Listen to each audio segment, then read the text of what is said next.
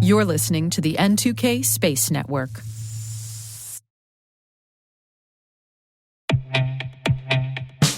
And now, a message from Black Cloak. Did you know the easiest way for cyber criminals to bypass your company's defenses is by targeting your executives and their families at home? Black Cloak's award-winning digital executive protection platform secures their personal devices, home networks, and connected lives. Because when executives are compromised at home, your company is at risk. In fact, over 1/3 of new members discover they've already been breached. Protect your executives and their families 24/7, 365 with Black Cloak. Learn more at blackcloak.io.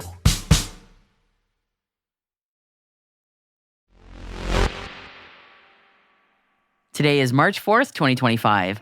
I'm Maria Varmazes, and this is T-Minus. T-minus 20 seconds to LOS T-Dress. Go for deploy. Roger, roll.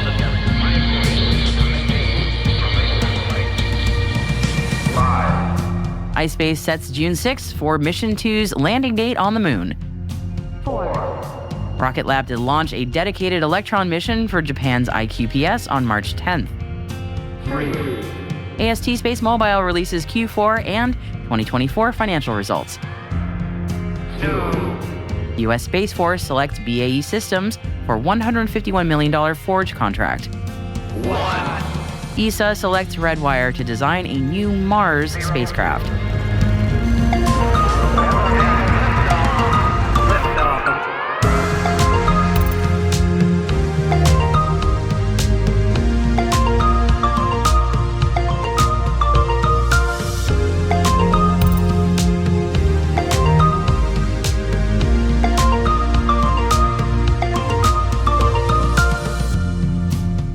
And our guest today is Gareth Rogers, CEO at Farnborough International. And Gareth spoke to N2K senior producer Alice Caruth about the upcoming Farnborough International Space Show, so stick around to hear more on that.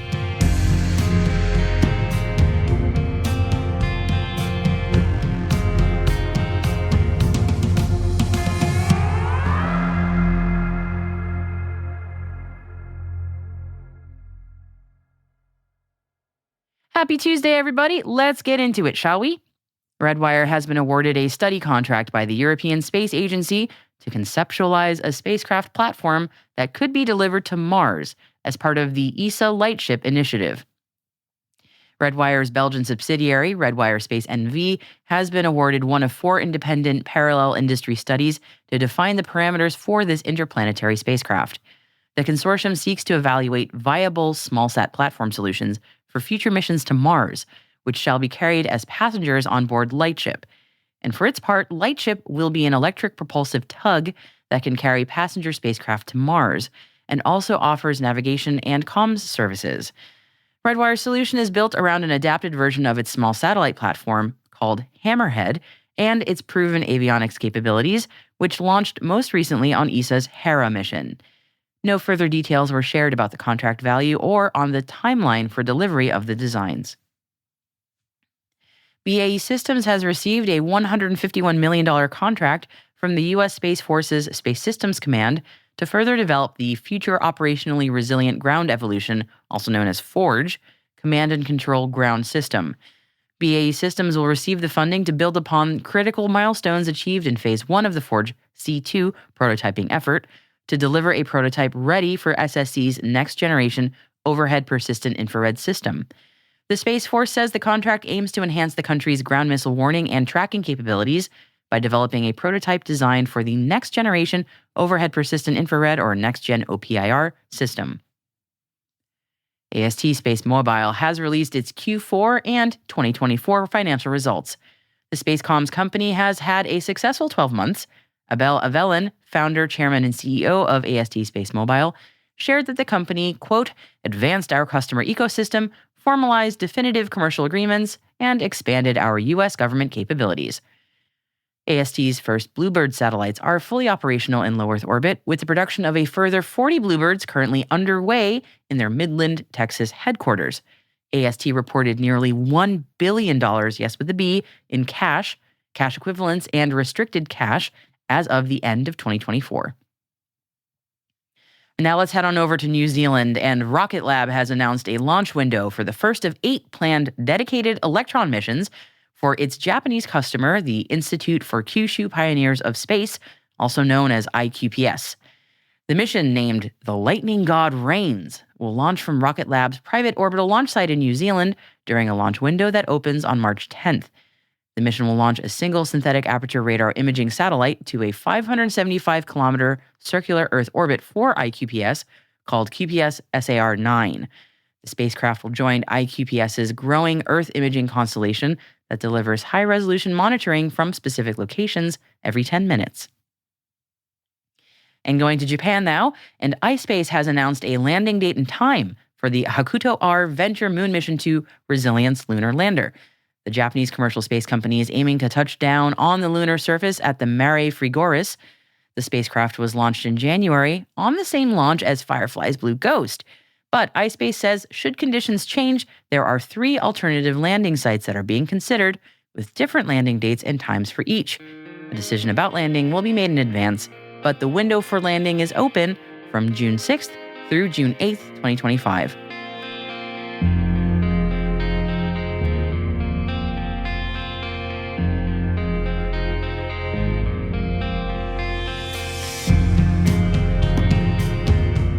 And that concludes our top 5 Intel briefing items for you today. Alice has some updates on where you can find some more space news today. Alice? Thanks, Maria. We've included 3 additional stories for you today in the selected reading section of our show notes. One on Russia's latest Soyuz launch, another updating the launch schedule for Sphere X and Punch, and a third on NOAA terminating space advisory committees. And the links to those stories can be found, in addition to our show notes, over at space.n2k.com. Hey T-Minus crew, if you are just joining us, hi and welcome, and be sure to follow T-Minus Space Daily in your favorite podcast app. Also, please do us a favor, share the intel with your friends and coworkers. Here's a little challenge for you. By Friday, please show 3 friends or coworkers this podcast. A growing audience is the most important thing for us, and we would love your help as part of the T-Minus crew. So if you find T-Minus useful, please share so other professionals like you can find this show. Thank you so much for your support. It means a lot to me.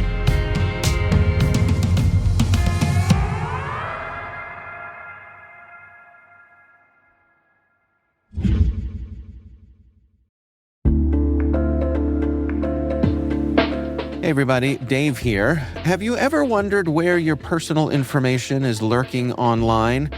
Like many of you, I was concerned about my data being sold by data brokers. So I decided to try Delete Me. I have to say, Delete Me is a game changer. Within days of signing up, they started removing my personal information from hundreds of data brokers. I finally have peace of mind knowing my data privacy is protected. Delete Me's team does all the work for you with detailed reports, so you know exactly what's been done. Take control of your data and keep your private life private by signing up for Delete Me. Now at a special discount for our listeners. Today, get 20% off your Delete Me plan when you go to joindeleteme.com/N2K and use promo code N2K at checkout. The only way to get 20% off is to go to joindeleteme.com/N2K and enter code N2K at checkout. That's joindeleteme.com/N2K, code N2K.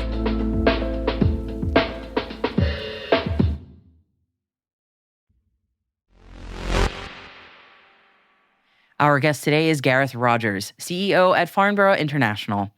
Gareth spoke with N2K senior producer Alice Carruth about the upcoming Farnborough International Space Show. Alice started by asking Gareth where the idea of the space show came from. As part of the overall air show, there was always a space zone. It's a relatively large space zone within there.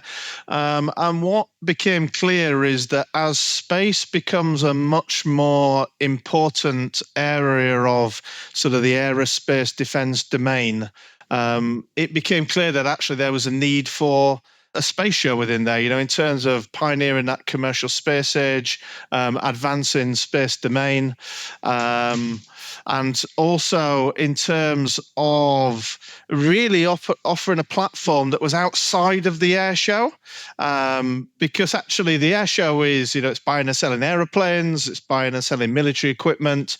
Space can not be it's not as prominent as it needs to be. And actually, it was like, well, actually, it needs its own stage. So tell us a bit about what is going to happen this year, because it's coming up really quickly in March. What can people expect to come to see the Farnborough International Space Show?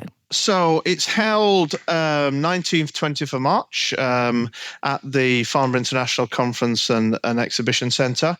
It's the UK's largest space event in 2025. It's about connecting the entire space ecosystem across the industry. Many of the sort of events tend to be just focused solely on sort of upstream in the space market rather than sort of upstream and downstream as well. But it's across industry, government, defence, academia, but on a global scale as well. So I think we've got several thousand coming to the event, over 1,200 organisations from 50 different countries, and it's about making space accessible for all professionals within the global industry. It's completely free to attend. It's got 2 full days of conferences from industry leaders, and also access to the exhibition hall and many businesses and exhibitors from around the world of space. Now, my understanding is you've also got a bit of a parallel event going on at the same time as the Farnborough International Space Show. It's the 40th International Symposium on Remote Sensing of Environment. Can you tell us a little bit about how that works and what it is that people can do and see at both of these different events and how they're running parallel together? So in terms of International Symposium on Remote Sensing Environment, are a lot easier to call it ISRSE. But having said that, our team call it I40 because it's even easier. That is very much an academic-led conference from space agencies and academia around the world about remote sensing, around Earth observation space, and it's about what are the next steps within that, but all related to environment as well. So, what are the next steps in technology? So that's backed by the likes of NASA, NOAA, DLR, UK Space Agency. We have Lord Willits speaking on day one, who's the chairman of the UK Space Agency, and it really is about, when we talked about that whole ecosystem and how the two shows fit together, this Farnborough Space Show is a trade exhibition with a usual sort of trade conference and some wonderful speakers within there. But this is about, well, actually, how do we link industry with academia? And how do we link it with the next steps of where Earth observation and remote sensing is looking to go? Because ultimately, that will be the technologies that are being played out in the next 10 to 15 years. Yeah, absolutely. What would you say to an international audience of why they should be coming to the UK to learn about the space industry, but also why they should be thinking about the UK as a launch opportunity and possibly a place to manufacture and develop as well? No, it's a great question. So I think I'd probably say 2 or 3 things. Firstly, space is very linked to aerospace. And of course, the UK has a great heritage in aerospace and obviously from a Farnborough perspective, it's the birthplace of British aviation. So, there's a clear link there. But in terms of the UK space sector, it's worth around 19 billion. I think it was 18.9 if I've been precise at the last count. But interestingly, 34% of the UK space industry comes from exports. It is an international industry, and it takes a leadership within the European space market. Outside of that massive US space market, the UK is one of the leaders and is one of the key countries, certainly within the European Space Agency banner. We like to show that the leadership that the UK can offer to the world, and from our side, I think it's 18% of the economy already depends on space-derived services in the UK, which comes from information from satellites. So it's a fundamental part of our overall economy, as it is anyway at the moment. And there's 50,000 people employed. It's high-value jobs, highly skilled workforce, all of those things that you would expect to see from an aerospace space-related sector. And of course, the prestigious universities, Cambridge, Oxford, UCL, all of those sort of places, Southampton, and Guildford, University of Surrey and Guildford as well. Great places where the space sector is advancing on a regular basis and actually doing a lot of global work already. Now, I've noticed when I was scrolling through your website that you have a government hub section as part of the conference. Could you tell me a little bit about the UK government hub and how it is you're hoping it will work? So what we felt, and we've done this on other shows at the Farnborough Show on a bigger scale, but it was, we invite UK government to come and take part in the show, but actually, why don't we provide them a platform? Why don't we provide them with an opportunity and a place for them to meet, to show off what they do, for them to come and integrate and actually speak to industry, speak to academia, speak to the defence world, and I think that's really, really important because it's very, very easy to just parade government around at shows, and that can be done. But actually, if they get into the nuts and bolts, sort of lift the hood on the industry, then there becomes more benefit.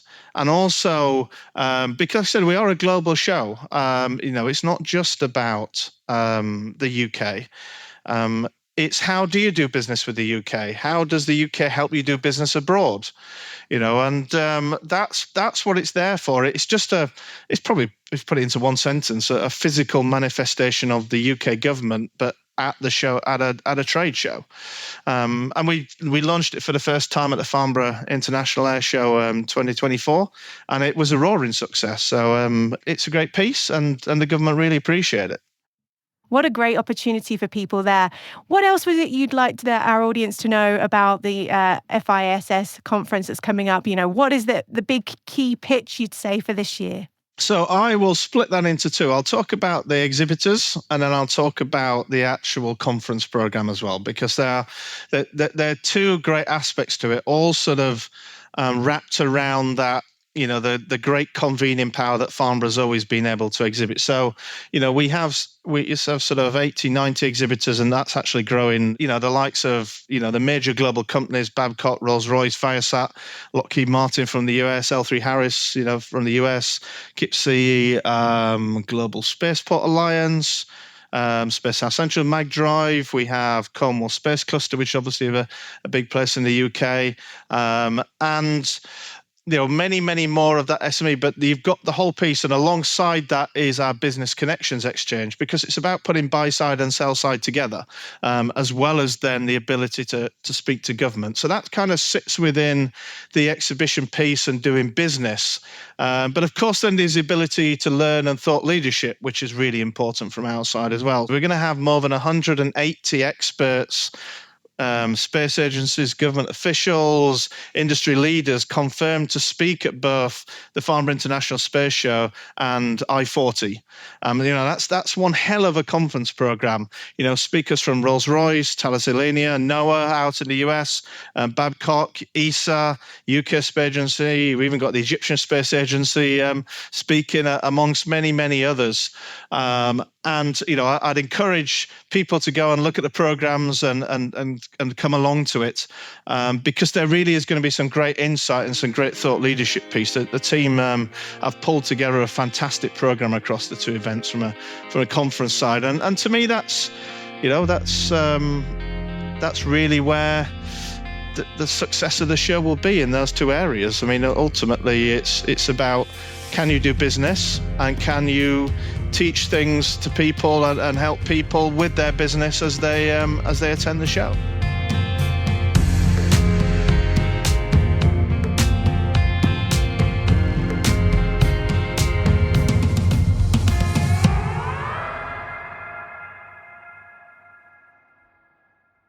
We'll be right back.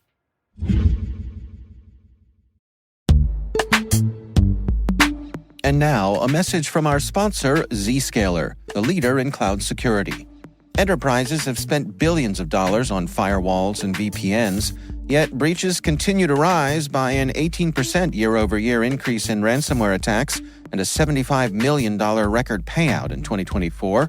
These traditional security tools expand your attack surface with public-facing IPs that are exploited by bad actors more easily than ever with AI tools. It's time to rethink your security. Zscaler Zero Trust plus AI stops attackers by hiding your attack surface, making apps and IPs invisible, eliminating lateral movement, connecting users only to specific apps, not the entire network, continuously verifying every request based on identity and context, simplifying security management with AI-powered automation, and detecting threats using AI to analyze over 500 billion daily transactions. Hackers can't attack what they can't see. Protect your organization with Zscaler Zero Trust and AI. Learn more at zscaler.com/security.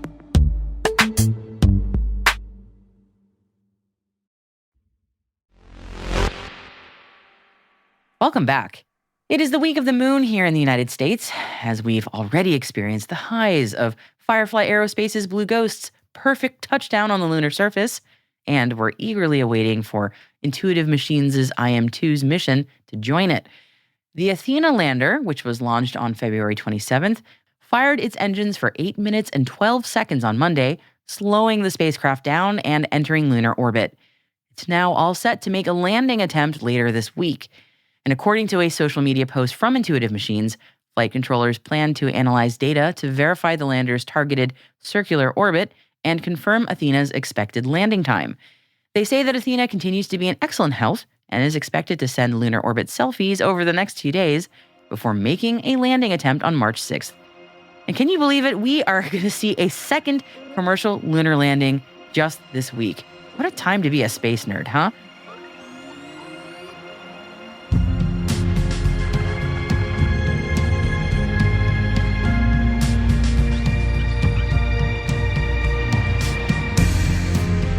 That's it for T-Minus for March 4th, 2025, brought to you by N2K Cyberwire.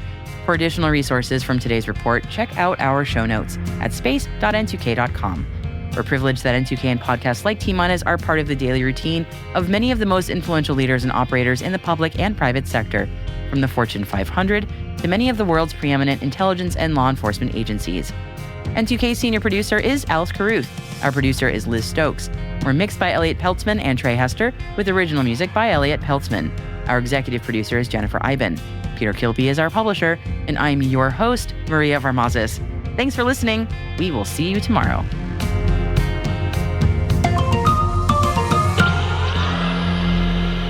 T-Minus.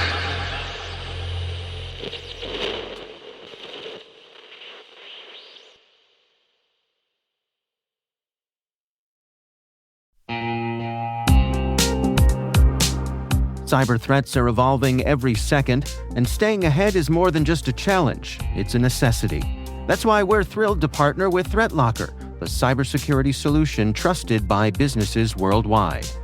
ThreatLocker is a full suite of solutions designed to give you total control, stopping unauthorized applications, securing sensitive data, and ensuring your organization runs smoothly and securely. Visit threatlocker.com today to see how a default deny approach can keep your company safe and compliant.